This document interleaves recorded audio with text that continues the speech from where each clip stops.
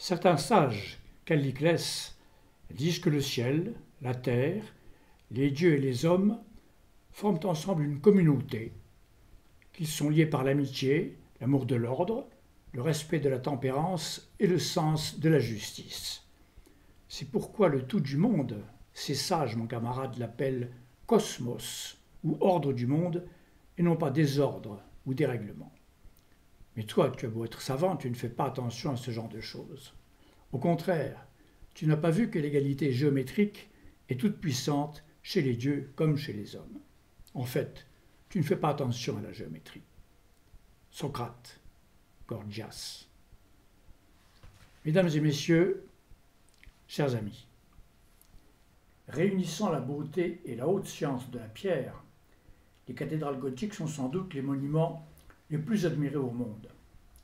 Ce seul mot de cathédrale ne résonne-t-il pas comme une gloire? Peu de bâtisseurs ont été aussi hautement inspirés, aussi audacieux dans les équilibres qu'ils ont osé lancer dans l'espace, aussi savants dans la maîtrise des forces que ces équilibres supposent, aussi heureux dans les proportions et la mise en scène des géométries grandioses, dans la symphonie des sonorités architecturales enfin, qu'ils avaient choisi d'offrir dans la lumière ou dans l'ombre à nos regards. Ce que l'on sait moins, c'est que cette superbe organisation géométrique est construite sur une donnée mathématique fondamentale à laquelle elles répondent sans doute toutes, celle du nombre d'or. Plus loin encore, cette géométrie s'avère être un haut langage symbolique. Qu'est-ce qu'une cathédrale?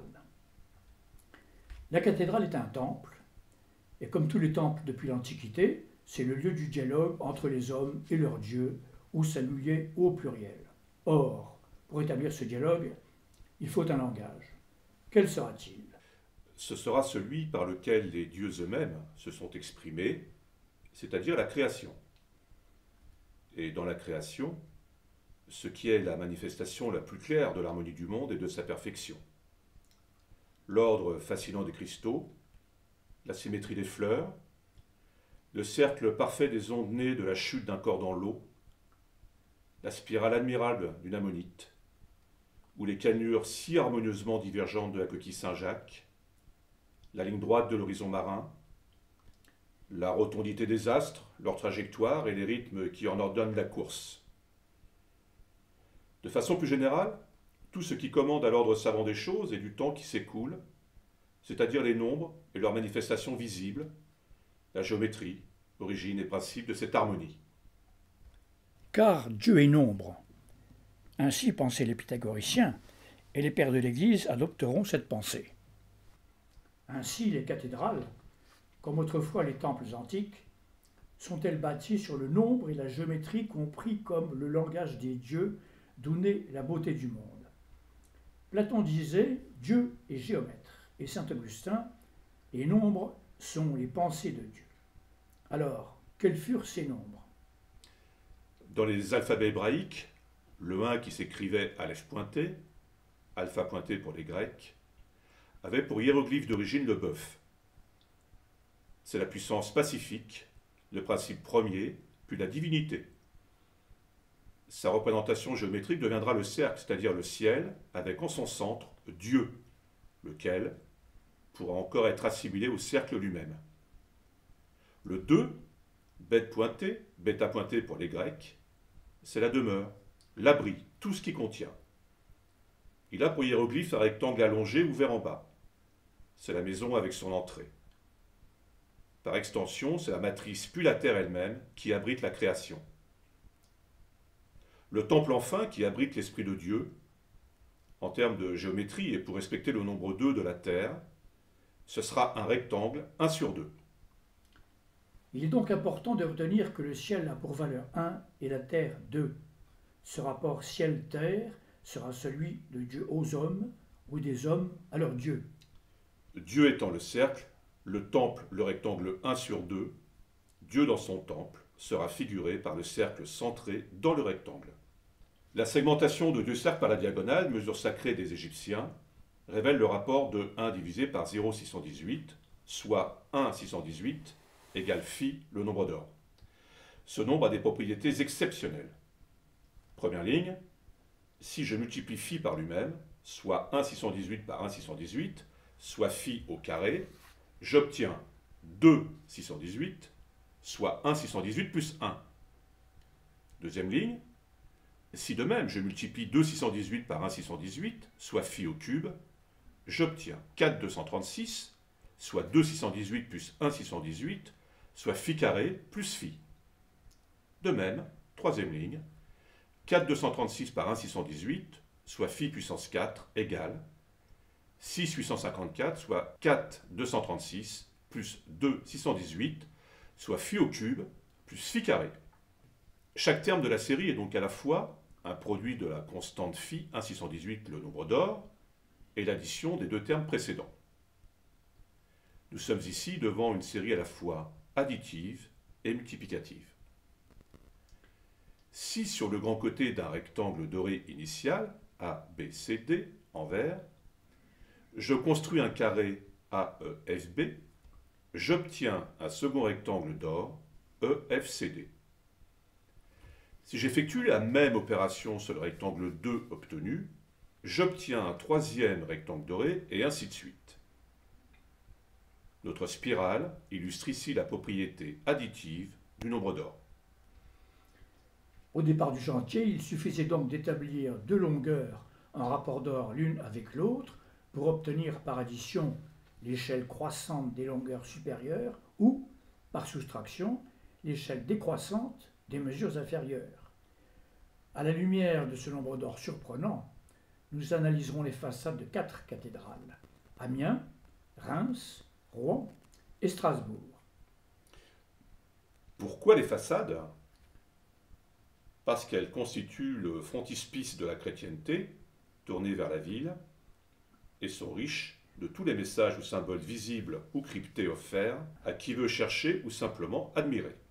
En travaillant sur des relevés ou 1/50e, photogrammétriques ou scannés, on constate d'emblée que la coïncidence des figures géométriques proposées avec les dimensions majeures de l'édifice est d'une précision pouvant aller jusqu'au 1/5000e, soit 1 cm pour 50 mètres.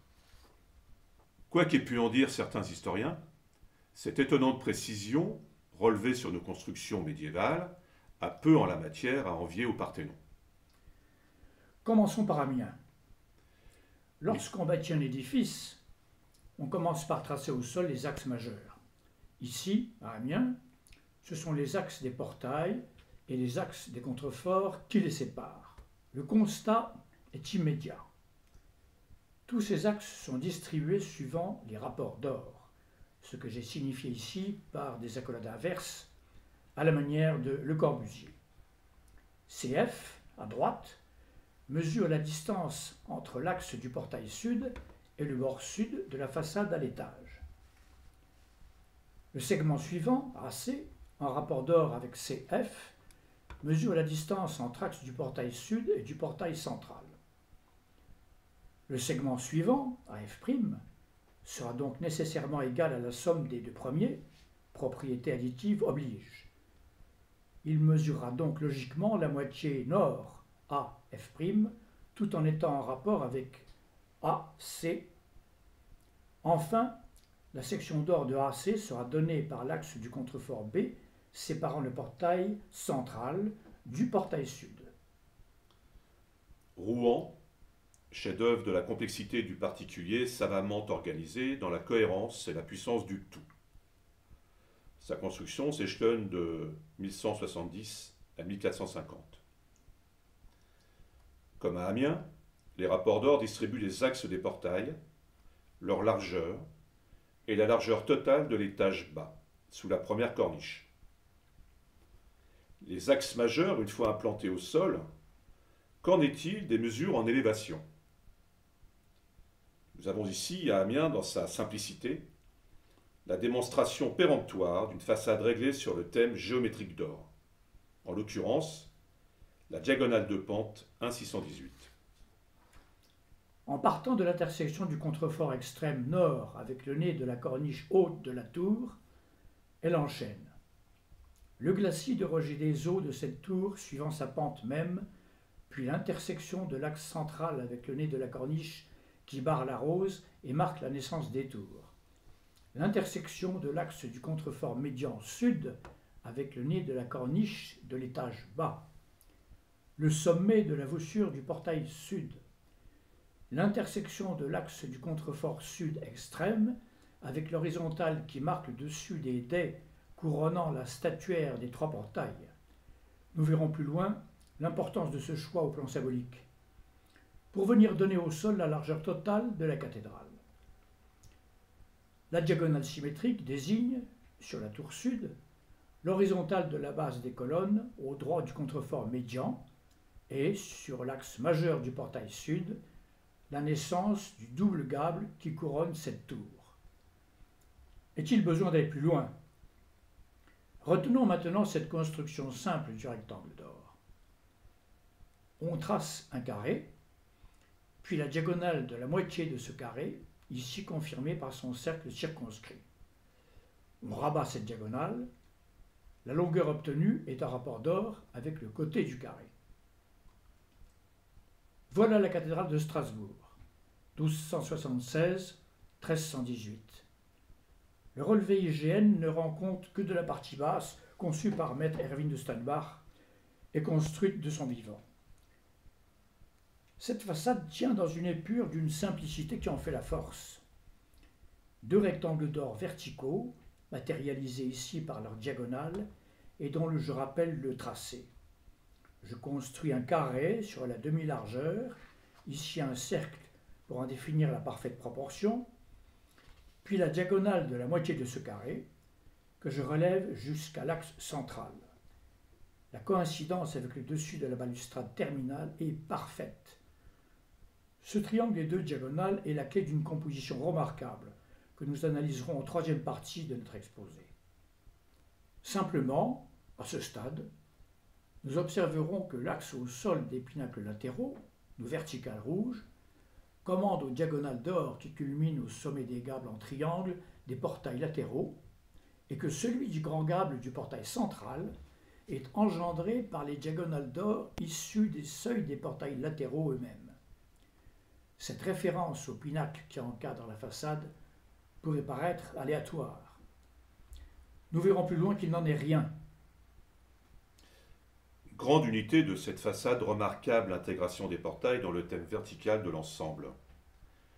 La hauteur des portes elles-mêmes est au sommet des gables, dans le rapport 1 à 2,618, soit 1 à phi carré pour le portail central et 1,618 pour les portails latéraux.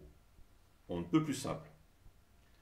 Ce jeu de diagonales de pente, tantôt 1,618 que nous appellerons diagonale haute, tantôt 0,618 que nous appellerons diagonale basse, situe tous les éléments des portails latéraux, gables, médaillons, hauteur des portes et entr'axe des pinacles qui les encadrent sous un seul langage géométrique. Élégance et majesté mis en évidence par cet éclairage somptueux. Le rectangle n'est pas la seule figuration géométrique du nombre d'or. Si nous en rabattons sur l'axe central les deux côtés verticaux, nous obtenons ce que les compagnons appellent le triangle sublime. Quelles sont les propriétés de ce triangle élégant? Son angle au sommet mesure 36 degrés et ses angles à la base 72. En donnant la valeur 1 au premier, les seconds auront donc pour valeur 2. 1 est le nombre du ciel, nous l'avons vu, pointé ici par cet angle au sommet, lui-même de valeur 1. 2 est le nombre de la Terre, sur laquelle reposent les deux angles à la base, eux-mêmes de valeur 2. On comprend dès lors la place que va prendre ce triangle sublime dans la symbolique architecturale médiévale. Par ses mesures angulaires et son profil singulier, il met le ciel en relation avec la terre, Dieu en relation avec les hommes, comme le fait, on l'a vu, le nombre d'or lui-même. On l'appellera également, pour cette raison, triangle de la spiritualité. Reims, 1211-1275, était la cathédrale des sacres. Représentant de Dieu devant les hommes et couronné de ce triangle sublime, voilà les rois investis du devoir de spiritualité envers leur sujet. À 300 km de là, la cathédrale de Rouen adopte la même disposition. Allant plus loin, mais ici de façon invisible, l'architecte installe ce grand triangle de l'esprit entre les seuils d'entrée latéraux et le sommet de la nef, marqué en façade par l'arc en ogive qui surmonte la rose. Il affirme ainsi l'élévation du chrétien qui entre dans l'édifice consacré pour trouver la réalisation spirituelle qu'exprime cette illumination intérieure du grand vaisseau. C'est encore un triangle sublime qui commande aux proportions du portail central. Strasbourg n'échappe pas à ce qui semble être la règle. Couronnement de la galerie en triangle sublime. Ce même triangle sublime, construit, on va le voir, comme à Rouen, sur les seuils des portails latéraux, ne désigne plus le sommet de la nef, mais plus prestigieux, le sommet du crâne du Christ en gloire dans son amande mystique. Et ce, pour une raison majeure. Voici d'abord ce tracé du triangle sublime. Si l'on revient maintenant au seuil des portails et que l'on trace les directions symétriques, on découvre, à l'intersection avec l'axe horizontal de la rose, la largeur totale de la façade à ce niveau. Voici clairement inscrit dans la pierre, dictée par le Christ au sommet de cette partie d'édifice, la parole emblématique « Je suis l'alpha et l'oméga ». En d'autres termes, je suis le début et la fin, la hauteur et la largeur de ma cathédrale. L'alpha, le grand A du triangle sublime recoupé par l'horizon de la rose, l'oméga, le W des directions symétriques installées sur les deux portails. L'interprétation symbolique que je propose pour ces schémas étonnants peut être mise en doute, d'autres sont possibles, mais la géométrie, dans sa simplicité remarquable et l'incroyable précision avec laquelle elle désigne les éléments majeurs, eux-mêmes symboliques de l'architecture, est une réalité indiscutable. Nous avons abordé le rectangle d'or, puis le triangle sublime. Avec son angle au sommet de 36 degrés et ses angles à la base de 72 degrés, ce triangle n'est en fait que l'élément premier de l'étoile à 5 branches, le pentagone étoilé. Cette belle figure de géométrie était l'emblème des pythagoriciens. Elle est l'expression la plus élaborée de la divine proportion qui enchaîne l'une à l'autre, de la plus grande à la plus petite, toutes ses dimensions, en projection horizontale comme verticale. Elle symbolisait à ce titre la perfection. Mais au plan purement visuel, elle représentait l'homme, les jambes écartées en position stable, les bras grands ouverts et le triangle sublime terminal représentant la tête, siège de l'esprit. On comprendra maintenant clairement pourquoi la chrétienté a repris cet emblème prestigieux, symbolisant à la fois l'homme et la perfection, c'est-à-dire le Christ, Dieu fait homme, et pourquoi il constitue la structure géométrique privilégiée de nos cathédrales. Notre triangle sublime, installé sur les seuils des portails latéraux et culminant au sommet du Christ en gloire dans son amande mystique, n'était donc que la marque première de la grande étoile que l'on voit ici désigner de son centre l'horizontale de l'arcature terminale de l'étage bas, de ses intersections médianes le cadre carré de la rose, mais surtout de son cercle circonscrit, elle vient camper la verticale des pinacles extrêmes.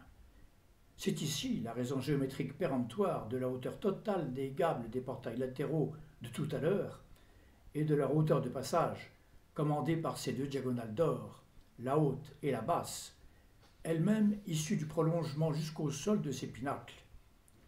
On voit ici que le hasard est exclu.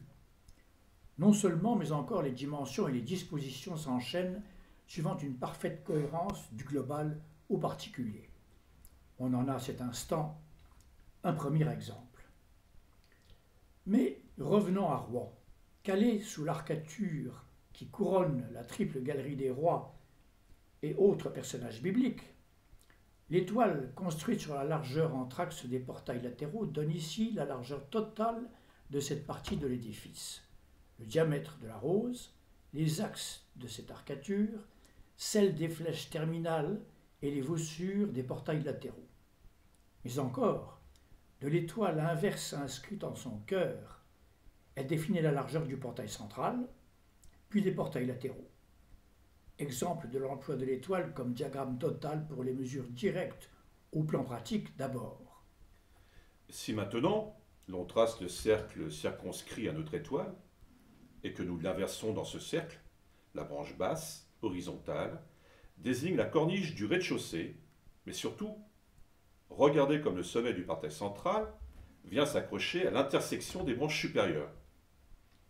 Le gable de ce portail n'est pas un triangle sublime, lequel eût culminé bien en dessous. Exécuté très tard, au début du XVIe siècle, en remplacement du portail initial du XIIIe siècle dédié à Saint Romain, celui-ci a été lui dédié à la Vierge Marie.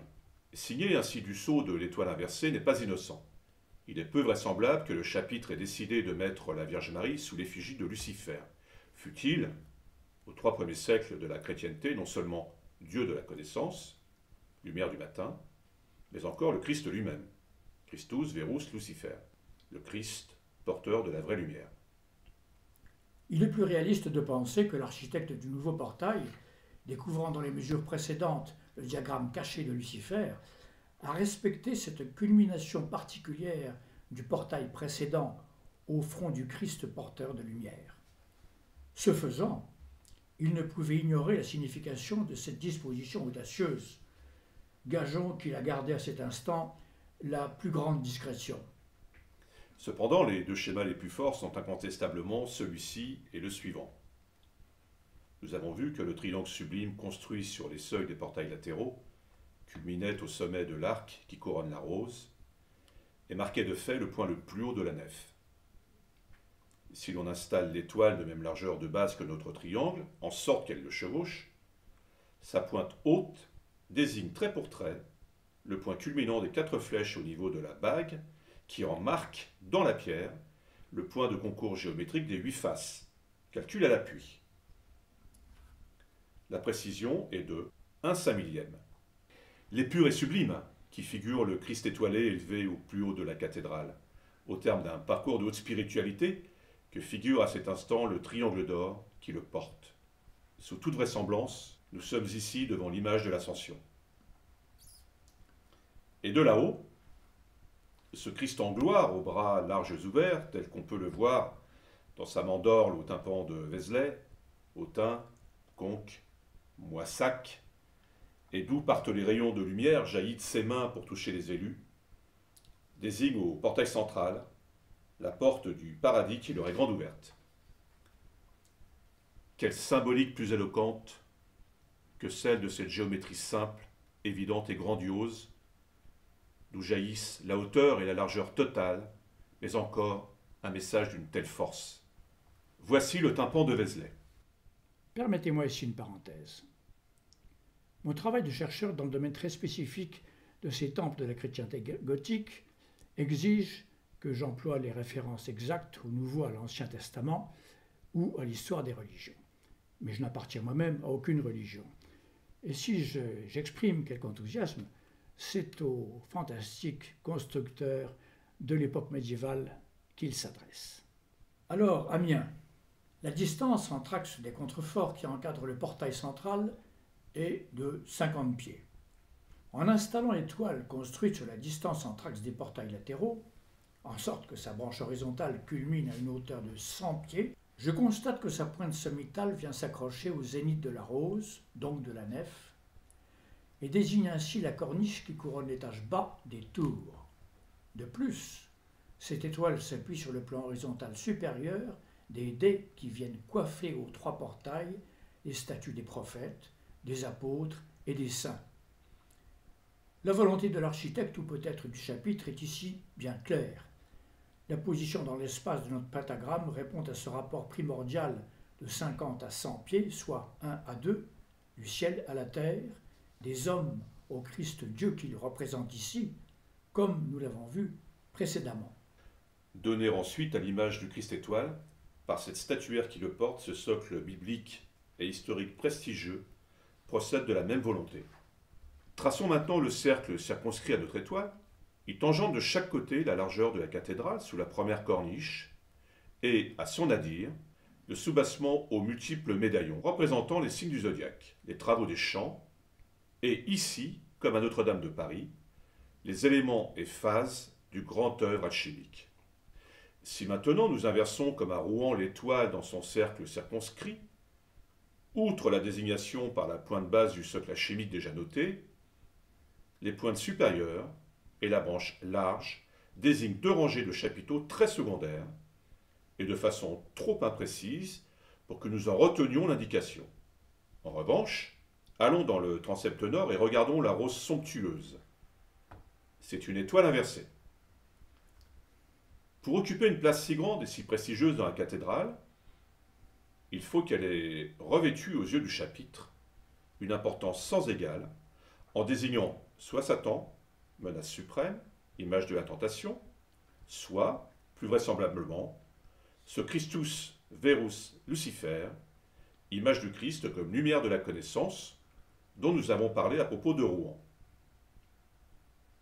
Et de fait, si nous revenons à la façade occidentale, nous aurons la confirmation magistrale de ce choix, car sa rosace repose dans le dièdre de notre étoile inversée, mais de plus, elle est contenue aussi dans le périmètre du cercle circonscrit qu'elle tangente exactement à son zénith. Devant une épure, une fois de plus, si rigoureuse et si éloquente, comment imaginer un instant que ces concordances de la géométrie et de l'architecture soient le fruit du hasard, et comment nier leur valeur symbolique? L'idée n'est-elle pas grandiose, qui assigne de confirmer en grand par la position de la rose dans ce diagramme de la façade ouest le thème de ce Christus verus Lucifer de la rose nord? Là encore, plusieurs lectures possibles de cette figuration de la lumière dans le dièdre qui la porte. C'est la lumière de Dieu éclairant le monde des hommes, la lumière de l'esprit pénétrant l'opacité de la matière que figure le soubassement de la cathédrale, la partie la plus basse de l'édifice. C'est, calée entre ses cornes, la lumière au front de Lucifer, lux, la lumière, ferro, je porte, mais sans doute toujours ce Christus verus Lucifer. C'est la réalisation du grand œuvre enfin. C'est l'or dans son creuset, le Christ, l'enfant roi dans son berceau. Selon le langage des philosophes, par le feu, nommant ce métal en fusion, incandescent dans son verre. C'est l'œuvre rouge, succédant à l'œuvre noire, le dièdre descendant désignant au sol, sans équivoque, l'alchimia, la terre noire, le socle aux médaillons alchimiques. Voici la transmutation agissant au cœur de la matière, entre parenthèses, le centre commun aux deux roues, pour transformer un corps en l'autre, entre parenthèses, leur périmètre s'interpénétrant si intimement. Sous l'action du feu, entre parenthèses les rayons, tandis que l'alchimiste attend patiemment. Mais continuons. C'est maintenant l'édifice entier dont notre architecte va rappeler qu'il est lui-même ce creuset, ce vaisseau, autre appellation du verre, où s'élaborait l'ultime purification du compost, comme va s'élaborer la purification du chrétien dans son église cathédrale. Car le prolongement du dièdre, au nord et au sud, jusqu'au niveau du dallage supérieur de la tour nord, fixe à cette hauteur totale sa largeur hors tout, très précisément au nez du listel le plus saillant de la corniche terminale. À cet instant, et pour illustrer ce grand mouvement d'élévation géométrique vers le sommet des tours, écoutons cette phrase de George Ripley, moine alchimiste anglais du XVIe siècle, qui définissait ainsi la phrase de la sublimation. Car il faut que tu amènes le corps à telle subtilité qu'il monte avec l'esprit pour être éternisé estué de clarté et associé aux anges. Ainsi, il tirera tous autres corps, comme tu verras, à sa propre dignité. Magnifique de poésie pour ce langage tout de mystère. Et le rabattement à la verticale, enfin, des deux côtés de ce grand triangle sublime à inverse, autour de ce point extrême de la corniche nord et de son symétrique, va nous révéler l'épure initiale, le grand rectangle d'or qui commande à ce majestueux frontispice offert aux chrétiens. Car ce rabattement vient mourir exactement au niveau zéro des seuils d'entrée, rétablissant le rectangle d'or, générateur de ce triangle, construction géométrique expliquée au début de notre démonstration. C'est l'épure magistrale de la façade, associant le triangle de l'esprit au grand rectangle de la matière cathédrale, ainsi sacralisée par le nombre d'or. Et l'on n'observera que la rose, mais sur son diamètre intérieur, son ouverture même, repose à nouveau au creux d'un autre dièdre, celui des grandes diagonales du rectangle total. Hasard? Peut-être, mais on peut en douter. Nous en avons terminé avec la première partie de cet exposé. Nous avons suivi le tracé de Rouen, très christique, à partir du seul diagramme de l'étoile à 5 branches. Puis nous avons suivi Amiens, très alchimique par contre, et qui se développe à partir de ce même diagramme de l'étoile à 5 branches, mais qui révèle in fine la grande épure du rectangle d'or qui commande à l'ensemble. Strasbourg, très savante, biblique et solaire, fera l'objet de la dernière partie de notre conférence. À Reims, maintenant, en partant d'une seule dimension au sol, nous nous élèverons vers les parties hautes qui nous révéleront une somptueuse partition orchestrale. Pour Rouen et Amiens, cette référence semble avoir été la distance entre axes des portails latéraux. À Strasbourg, c'est la largeur hors tout au sol qui a permis la construction des deux rectangles d'or juxtaposés. Ici, à Reims, nous sommes partis de cette même largeur au sol, laquelle va engendrer deux figures majeures et complémentaires, l'étoile et le rectangle d'or. L'étoile d'abord. À l'intersection des branches inférieures prend place la corniche basse du triforium, du moins sa réplique à l'extérieur, axe 16. À l'intersection des axes de ces branches, la corniche haute du même triforium, axe 17, en même temps que les contreforts médians encadrant la rose est signifié ici par les pinacles qui les surmontent. Sur l'horizontale de la branche haute, les sommets de ces pinacles et les rois dont elle effleure les pieds. Les éléments de l'étage bas prendront maintenant place par diagonales d'or successives, s'appuyant sur les axes engendrés par l'étoile.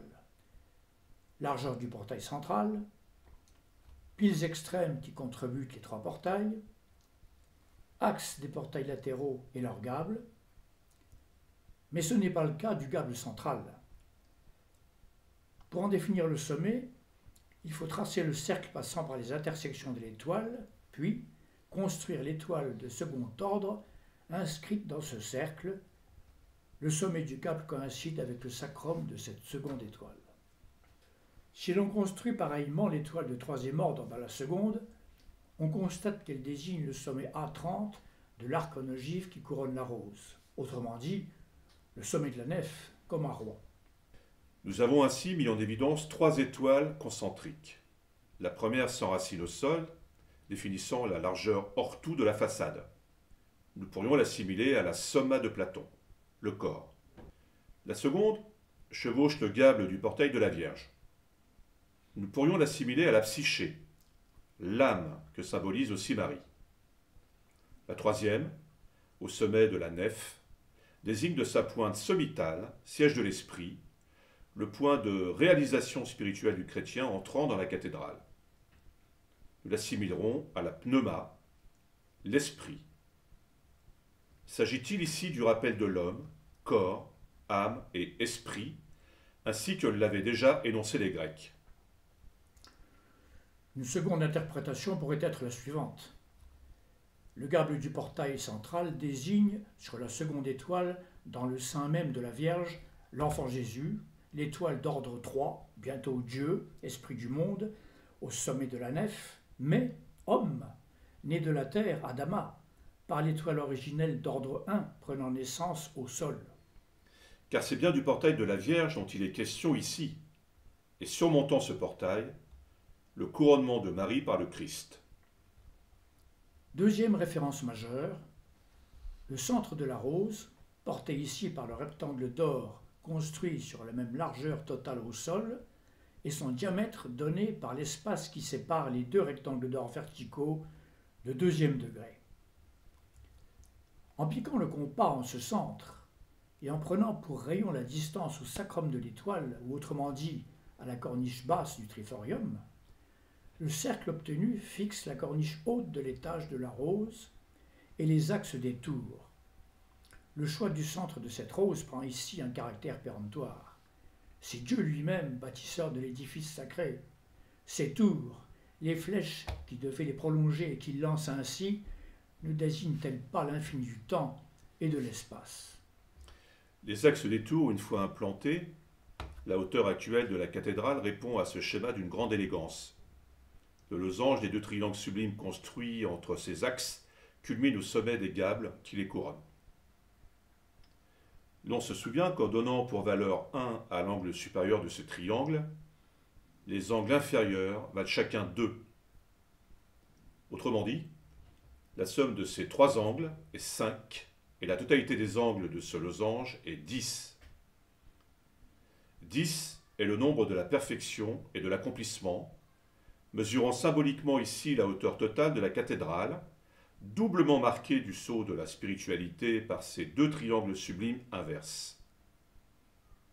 La simplicité de cette figure de géométrie grandiose n'est-elle pas la preuve de sa réalité? Ce geste de la hauteur totale n'est-il pas dans sa dignité une autre marque de la gloire? Une fois établie la hauteur totale, celle de la galerie des rois, axe 38, se déduit par section d'or simple de la hauteur 31,45 du troisième niveau. On notera par ailleurs que la hauteur du pignon de la longue toiture de l'édifice répond à la construction d'un rectangle d'or sur la largeur des piles qui encadrent les trois portails. Les pentes de cette toiture sont de 1 sur 2. Autre rapport logique du ciel à la terre. Sous l'horizontale 38, la galerie des rois occupe la partie supérieure d'un nouveau rectangle d'or qui se superpose au rectangle de base de la largeur totale. Les diagonales reliant les angles hauts aux angles bas ne peuvent donc, pour raison d'homothétie, que se croiser au centre de la rose. Ces diagonales déterminent deux triangles. L'un en haut pointe en bas, celui de la lumière descendant éclairer le monde, ou celui aussi de l'exercice de la royauté. L'autre au sol mais ascendant, celui du monde des hommes, de la réalité et de la quête de pouvoir, mais aussi de la spiritualité. Figure de géométrie puissante qui rayonne depuis le centre de la rose. Alors, aux rois qui vont recevoir le sacre, et par la parole du Christ au centre de cette rose, n'est-il pas rappelé ici, outre leur devoir de gouverneur du royaume, celui de spiritualité, d'exemplarité vis-à-vis de leurs sujets, lesquels attendent d'eux cette mission supérieure, mais n'est-il pas rappelé en même temps par ces liens diagonaux qui les relient au sol, que tout roi sacré qu'il soit, ce sont d'abord des hommes. Nous avions obtenu l'axe de chaque tour en traçant le cercle centré sur la rose et ayant la distance au sacrum de l'étoile pour rayon, cercle dont ces axes étaient les tangentes.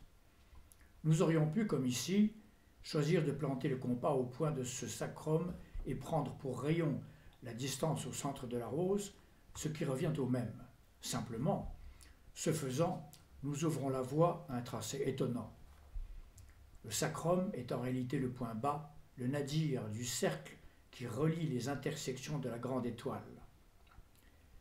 Si maintenant je pique le compas au zénith de ce cercle et que je prends pour rayon la distance à ce même centre de la rose, je fixe la largeur hors tout des tours et par symétrie autour de leur axe respectif, la largeur de chacune d'elles. Dialogue entre la rose et l'étoile. Mais la rose est le centre absolu. L'utilisation de son décentrement dans l'épure totale de l'étoile pour construire en deux gestes de géométrie successifs les axes des tours, puis leur largeur hors tout, dénote chez l'architecte une volonté de cohérence remarquable dans les références des éléments majeurs de son architecture. Qui plus est, et s'il fallait une autre preuve, le point zénithal de notre cercle ne désigne rien moins que les mains en prière de Clovis, premier roi chrétien de France, recevant le baptême des mains de Saint-Rémy à sa gauche, et dont nous verrons plus loin la dédicace surprenante en nombre. Pour l'or, Clovis se voit, bel hommage, et par décision de l'architecte, associé à l'élévation des tours. Le cercle établi sous la corniche 31, qui souligne la galerie des rois, fixe les pinacles extrêmes ici en bleu. Construit sur le carré ainsi obtenu, autre symbole de la terre, c'est encore, suivant la grande diagonale bleue, un rectangle d'or qui porte les arcatures terminales des tours. L'axe 42, ainsi déterminé, devait constituer le départ visuel des flèches manquantes. Dès lors se pose la question, quelle aurait été la hauteur de ces flèches? Si l'on donne 1 pour valeur à la largeur à la base de notre grand rectangle d'or initial, de diagonale bleue, sa hauteur sera de 1,618. La dimension suivante dans la série croissante est 1,618 multiplié par 1,618, soit 2,618, ou encore 1,618 plus 1, propriété additive d'ordre divin puisque Dieu est 1. Géométriquement, il nous suffit donc d'ajouter au rectangle 1,618 le cercle supérieur lui-même de valeur 1 pour obtenir le grand rectangle tout en vertical de valeur 2,618. Était-ce là la hauteur des flèches? C'est à croire. En montant sur les tours, on peut mesurer la pente des amorces actuelles de ces flèches. Cette pente voisine 8,5, soit 4,236 deux fois, c'est-à-dire 2 fois phi au cube, le cube du nombre d'or. Au calcul sur cette base, malheureusement, il manque 85 cm pour être en conformité avec la proposition géométrique que nous faisons de cette hauteur. Cependant, en franchissant le passage qui, là-haut, donne accès aux 4 flèches d'angle de chaque tour, on découvre au sol, à l'extérieur du périmètre des flèches actuelles inachevées, des amorces dont le profil est identique. Cette base initiale, plus large, supposait par conséquent des flèches plus hautes. En rectifiant le calcul selon l'implantation de ces nouvelles amorces, on aboutit exactement à l'altitude que fixe notre schéma. Ainsi, la cathédrale des Sacres était-elle prévue pour afficher en sa silhouette le carré du nombre d'or? Cette dédicace est doublement spirituelle. D'abord par l'origine de phi, établissant, on s'en souvient, le rapport entre les hommes et leur Dieu, et ensuite par cette élévation au carré elle-même, qui revêtait dans l'Antiquité un caractère sacré. Majestueuse tant par l'esprit que dans la pierre, cette dédicace fut sans doute imposée par l'évêque. Nous conclurons ce chapitre de la cathédrale des Sacres en nous posant la question suivante. Il faut aux largeurs, aux hauteurs de la géométrie, pour être concrète, au plan pour devenir cathédrale, les mesures en pieds, coudées, cannes, etc. Ces mesures, à leur tour, sont-elles symboliques? Oui, mais une symbolique moins esthétique, plus froide, mais forte et surprenante, qu'on en juge. La grande étoile affiche à ses intersections, au-dessus de l'altitude de 34 pieds, au centre du vitrail de la Vierge à l'Enfant Jésus, au portail central, les nombres 55, 89, 144 et 233 à son sommet. Cette suite est dite suite de Fibonacci, commerçant et mathématicien accompli qui exerça ses talents durant la première moitié du XIIIe siècle. Dans cette suite, chaque terme est l'addition des 2 précédents. Ainsi, en partant de 1 et 2, 1 plus 2 égale 3, 3 plus 2 égale 5, 5 plus 3 égale 8, plus 5 égale 13, plus 8 égale 21, plus 13 égale 34, plus 21 égale 55, plus 89 égale 144, etc. Et si l'on divise chaque terme par le précédent, on tend, et c'est une surprise, vers phi égale 1,618. C'est l'approche additive de la série d'or. Ainsi, l'on constate que la branche horizontale de l'étoile porte les rois de la galerie à la hauteur très symbolique de 144 pieds, carré sacré de 12, lui-même nombre des apôtres, compagnons du Christ, auquel ces rois se trouvent ainsi associés, cathédrale des sacres oblige. Quelle volonté de cohérence! Mais plus loin encore, le zénith de ce cercle des intersections de l'étoile qui commandait, on s'en souvient, à la largeur hors tout détour, marque les mains en prière de Clovis à latitude de 153 pieds. 153 se lit à l'envers, 3 fois 51 égale 153. 153 égale 1 au cube plus 5 au cube plus 3 au cube. 153 égale 17 plus 16 plus 15 plus 14, etc. Jusqu'à 1. C'est le nombre triangulaire de 17 et 3 fois 17 égale 51. Puis 3 fois 51 font 153. 153 égale somme des factoriels de 1 à 5 égale 1 plus 1 par 2 plus 1 par 2 par 3 plus 1 par 2 par 3 par 4 plus 1 par 2 par 3 par 4 par 5 égale 153. Saint Jean, enfin, dans son évangile, et pour intégrer à son texte sacré ce nombre mystérieux qui ne pouvait donc manifestement appartenir qu'à Dieu, raconte l'anecdote suivante. Les apôtres, après que le Christ fut monté aux cieux, vont pêcher sur le lac de Tibériade. Au moment de rentrer, bredouille, ils remarquent sur la rive un homme qui les appelle et leur dit « Jetez donc vos filets par là ». C'était Jésus, bien sûr. Ils jettent leurs filets, puis accostent et les tirent à terre, plein de poissons. Ils les comptent, il y en avait 153. En donnant aux mains en prière de Clovis le nombre 153 des poissons de la pêche miraculeuse, Jean d'Orbay, l'architecte, peut-être sur ordre du chapitre, frappe ce premier roi chrétien du sceau même de l'ère chrétienne sous le signe zodiacal des poissons. Encore fallait-il décrypter la géométrie pour découvrir ces dédicaces étonnantes. Nous terminerons cet exposé en nous rendant à la cathédrale de Strasbourg pour suivre le parcours d'une pensée, celle de son premier architecte, Erwin de Steinbach, qui nous révèle une connaissance et une maîtrise remarquables de la géométrie, de l'arithmologie sacrée, des données astronomiques du lieu, mais qui atteint surtout au génie véritable dans leur conjugaison réciproque. La convergence au sol des gables des trois portails détermine une division de la largeur totale au sol en 9 modules de 21 pieds. Entre parenthèses, encore 2 et 1. La distance entre axes des portails latéraux est donc de 105 pieds. Retenons cette mesure. Cette division en 9 modules est-elle le rappel des mondes en 9 pythagoriciens qui nous ont été transmis par les néo-pythagoriciens de Sicile, puis les Arabes. Ces mondes en 9 qui symbolisaient la perfection du monde étaient représentés sous forme de pyramides de nombres à 9 étages, dont voici un exemple. C'est la pyramide des carrés.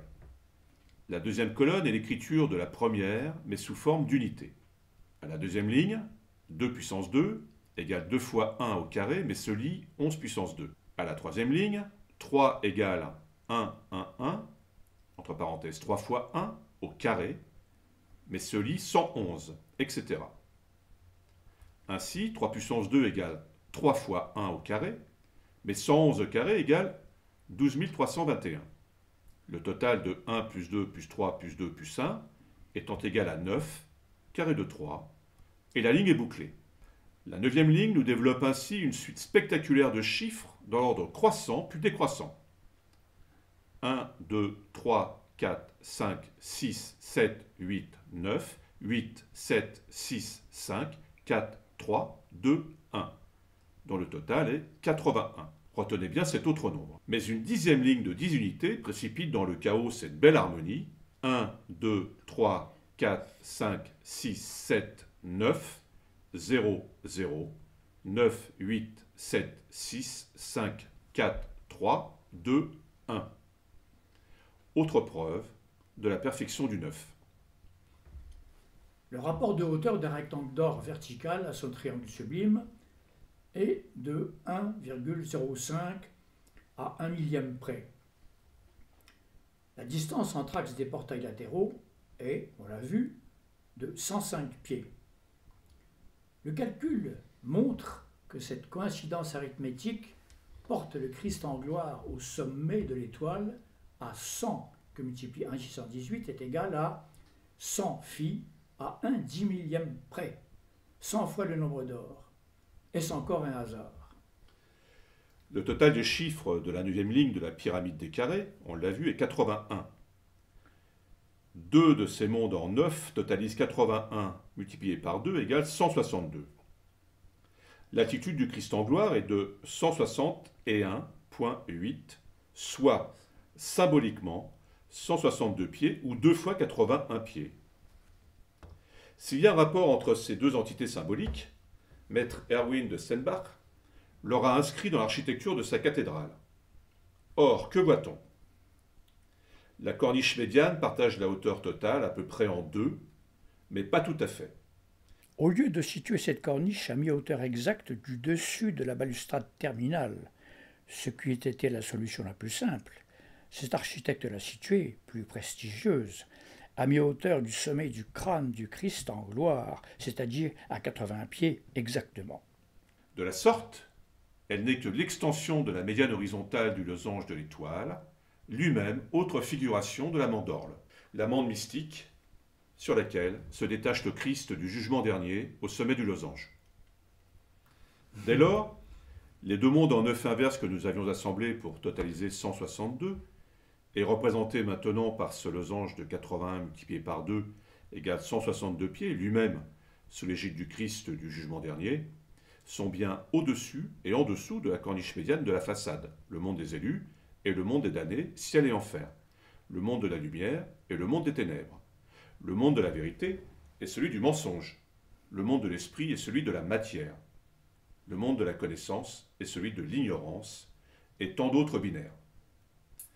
Cette thématique, trouvant sa confirmation définitive si on observe que cette médiane du losange n'est que le côté bas du carré qui encadre la rose, en bleu, autre figuration à cet instant du monde d'en haut, le ciel, le paradis, encadrant le cercle de l'éternité, Dieu cercle de la symbolique hébraïque ou de l'héritage monothéiste et solaire du culte d'Amon, que nous retrouverons plus loin, et qui, représenté ici sous la forme d'un bélier, voyage sur sa barque sacrée.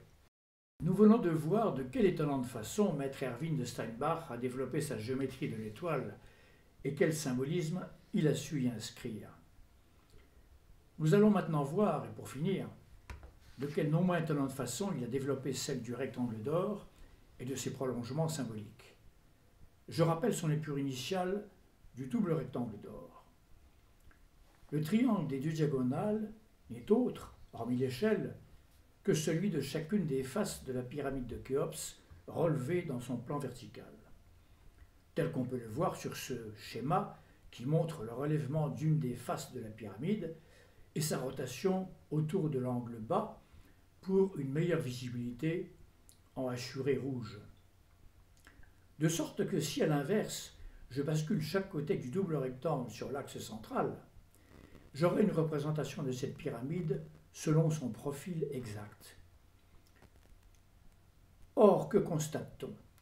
Que les emmarchements du trône de Salomon, qui porte les lions, épousent parfaitement cette même pente. Non seulement, mais encore, la pyramide qu'ils forment à leur tour culmine sur la couronne du roi, exactement à mi-hauteur du grand tracé de notre épure, comme l'indique le cercle centré sur cette couronne. Et de fait, les pentes prolongées des emmarchements divisent bien la largeur totale en 4. Histoire ou légende, il faut donc ici rappeler les faits suivants. La reine de Saba, reine d'Éthiopie, un temps épouse de Salomon, a eu avec ce roi un fils, Ménélik, qui plus tard a imposé aux Éthiopiens la religion juive. Diodore de Sicile, 1er siècle avant Jésus-Christ, rapporte que les Éthiopiens se disaient fondateurs de l'Égypte par Osiris qui en aurait créé la colonie, et que les Égyptiens tenaient d'eux la plus grande partie de leur loi. Ne faut-il pas voir, dès lors, dans la figuration pyramidale du trône de Salomon, le rappel historique de ces attaches égyptiennes par la reine de Saba l'Éthiopienne, à qui il serait ici rendu un hommage voilé car peu chrétien. Bien des connaissances ont dû s'échanger à l'occasion des croisades entre sages de confession voisine. Ne serait-ce pas ici le cas? Les schémas qui suivent n'en sont que plus troublants. Le socle, qui porte le trône, est orné de 2 rangées de fleurons. Sur la rangée supérieure, 3 sont identiques, bien ouverts. Le dernier se referme sur lui-même. Sur la rangée inférieure, les 4 sont bien ouverts. Un chercheur a depuis longtemps donné la lecture correcte de ce rébus. 3 plus 1 en haut plus 4 en bas égale 3,14 égale pi. Soit. Alors de quel cercle s'agit-il? En piquant le compas au centre de ce 3,14 et en prenant pour rayon la distance au sol, on obtient ceci. Premièrement, notre cercle s'inscrit rigoureusement dans le triangle des diagonales. Deuxièmement, les points de tangence sont sur la corniche médiane de 81 pieds, fissure 2, on s'en souvient. Troisièmement, son diamètre donne la mesure entre axes des portails latéraux. Il est la clé de l'accès au temple. Salomon serait ainsi le sésame, la porte de la sagesse, la voie de la connaissance. Cette indication claire du nombre pi égale 3,14 n'est-elle pas l'annonce parfaitement intentionnelle que la géométrie ordonne la cathédrale? On est bien ici devant l'épure majeure d'Erwin de Steinbach, la clé de tout le tracé géométrique et de sa symbolique. Simple et dépouillée à l'extrême, elle a la force de l'évidence. Là encore, plusieurs lectures possibles. Premièrement, la lumière du matin de ce soleil levant tangeant l'horizon, c'est la religion nouvelle qu'apporte le Fils de Dieu. Deuxièmement, les tangentes à ce soleil donnant les axes des portails, c'est cette parole du Christ solaire, lumière du monde, je suis la porte, qu'il faut associer sur ce même édifice où je suis l'alpha et l'oméga, décrypté précédemment. Ce disque du soleil s'inscrivant en outre dans le triangle de la pyramide sonne aussi comme le rappel d'une première tentative de monothéisme, celle d'Akhénaton et de son culte solaire en 1350 avant Jésus-Christ, 350 avant Salomon. Volonté d'établir un parallèle entre le christianisme et le culte de Ré, initiative du chapitre ou du seul architecte, je pencherai plutôt pour le second. Au jour d'équinoxe, le soleil levant, encore tangent à l'horizon, éclaire en plein la face est de la pyramide de Khéops, dont on connaît la parfaite orientation sur les 4 points cardinaux, et vient à ce moment précis en effleurer exactement chacune des 2 faces, la nord et la sud à la fois, ce qui ne se produit que ce jour précis de l'année. À l'appui de cette exactitude d'orientation, des photos aériennes montrent que les 2 faces nord et sud ne sont pas planes, mais très légèrement concaves, chacune suivant 2 demi-faces. De sorte que le soleil levant le 21 mars et le 21 septembre éclaire en jour frisant les 2 demi-faces tournées vers l'est, alors que les 2 demi-faces tournées vers l'ouest sont dans l'ombre. Le phénomène s'inverse au soleil couchant. Notre schéma n'est-il pas l'expression claire de cette rigoureuse tangence au sol et aux faces de la pyramide au jour d'équinoxe du soleil levant ou couchant? Alors se pose la question, quelle sera sa position à midi? Je pique le compas sur l'un des angles bas du triangle et je prends pour rayon la distance au centre du cercle. Je relève ce centre. Ce voyage de la barque solaire du dieu Ra nous mène ni plus ni moins qu'au centre même de la rose, devenue à cet instant soleil de midi, lumière la plus haute de la nef. Mais encore, en remontant le centre socle de Salomon du grand cercle, c'est la totalité Salomon, puis Marie portant l'enfant Jésus sur ses genoux, puis tout en haut, l'effigie de Dieu le Père, c'est-à-dire le Christ et son ascendance humaine, et divine tout à la fois, que l'on remonte jusqu'à la rose, où il prend place à la droite du Père, suivant les Écritures. Ce geste est sans conteste celui de l'ascension, là encore. Il faut admirer à cet instant la maîtrise impressionnante de la géométrie d'or que suppose de la part de maître Erwin de Steinbach cet enchaînement d'événements religieux, bibliques et historiques en une épure aussi concise. Et si l'on avait encore un doute sur ces références à la Grande Pyramide, il suffira de constater que cette rose, à ne pas confondre ici avec son encadrement dans le plan avant, est à son tour tangente par l'extérieur de son périmètre de pierre aux diagonales de notre triangle initial. Quelle cohérence là encore! Ces indices majeurs d'ordre solaire de la cathédrale de Strasbourg, et notamment les nombreux cadrans et la fameuse horloge astronomique, nous ont incités à chercher sur cette façade d'autres indications possibles. La latitude de la cathédrale est de 48 degrés, 35 minutes, 24 secondes.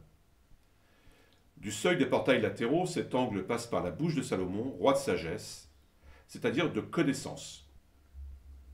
Cela n'a rien d'extraordinaire puisqu'il suffisait au sculpteur, suivant les indications de l'architecte, de disposer la statue à la hauteur voulue.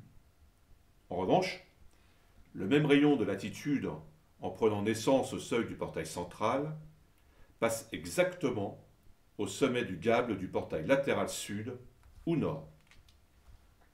Or, on a vu que ce sommet était donné par l'intersection de l'axe de ce portail avec la diagonale d'or haute prenant naissance, elle, au pied du pinacle extrême, lui-même implanté sur le cercle circonscrit à l'étoile. Quel rapport peut-il bien avoir entre une donnée d'ordre astronomique et un système géométrique au demeurant très particulier? Voici la réponse. Notre cercle représente le globe terrestre. On peut y voir le plan de l'équateur et celui de l'écliptique et la position de Strasbourg sur son angle de latitude. Entre ce rayon de latitude et le plan de l'équateur, le plan de l'écliptique coupe en section d'or la tangente de la Terre à l'équateur. Il n'y a là rien de surprenant puisque de 0 à 90 degrés de latitude, c'est-à-dire de l'équateur au pôle, on passe par tous les angles, dont celui forcément de la latitude de Strasbourg, comme de tous les lieux que traverse le parallèle de 48 degrés, 35 minutes, 24 secondes. Il en est de même dans l'hémisphère sud. Erwin de Tenbach et l'évêque sans doute aussi connaissaient cette particularité de leur ville et l'ont intégrée dans leur cathédrale par ses repères solaires de l'année. Comme tous les temples de l'Antiquité, ne devait-elle pas en effet intégrer toutes les données de la création, a fortiori les plus miraculeuses? L'angle sous lequel on voit la rose depuis le centre du grand cercle bas, ou en d'autres termes, l'angle du soleil de midi depuis le centre du soleil levant, est de 50 degrés, 20 minutes. Ce qui laisse, de chaque côté avec l'horizontale, un angle de 64 degrés, 50 minutes. Cet angle est celui du solstice d'été, à la latitude de la cathédrale, la rose du soleil de midi devenant ainsi à cet instant le soleil le plus haut de l'année. Concordance géométrique à mettre au compte de cette latitude particulière. Nous ne saurions en faire la démonstration. Le fait est là, étonnant mais bien réel. Et les équinoxes. Maître Erwin de Stenbach avait décidément du génie. Revenons au schéma de la corniche d'altitude 81 pieds, établie à mi-hauteur du Christ en gloire au sommet de l'étoile, selon la médiane horizontale du losange de la mande mystique. Ce losange figurait à cet instant, on s'en souvient, sous l'égide de ce Christ du jugement dernier, les deux mondes des élus et des damnés, de la lumière et des ténèbres, de la connaissance et de l'ignorance, du ciel et de la terre, du paradis et de l'enfer, etc. Or, que sont les équinoxes? Ce sont les 2 jours de l'année où, partout sur la terre, les nuits sont égales aux jours. Alors l'éminent architecte, associant l'idée de cet équitable partage cosmique de la lumière et des ténèbres à celle du jugement divin et des binaires que nous avons énumérés, va, suivant une logique parfaite, mais associée à un symbolisme géométrique remarquable, saisir les angles de la mi-hauteur de son losange mystique et, le long de cette ligne de partage de la corniche médiane, les écarter, jusqu'à obtenir l'angle du rayon d'équinoxe du soleil de midi, soit 41 degrés 25 minutes, complément de l'angle de latitude, et là, à ce point précis de la corniche, il va camper la largeur totale de sa cathédrale à ce niveau. Ainsi, sacrifiant au respect de la tradition de tous les temples antiques, aura-t-il, devant l'éternité, inscrit dans la pierre la subordination de l'édifice sacré aux données du cosmos. Langage des dieux. Et langage de beauté, offert par tous les bâtisseurs des temples cathédrales, de tous les horizons du monde, à l'intention des hommes pour notre émerveillement. Combien de lieux prestigieux et sacrés, en recèle-t-il encore qu'il appartiendra à d'autres que moi, d'autres que nous, en d'autres cultures, d'autres spiritualités à travers le monde, de déchiffrer. N'ayons de cesse de nous émerveiller. Mesdames et messieurs, nous vous remercions.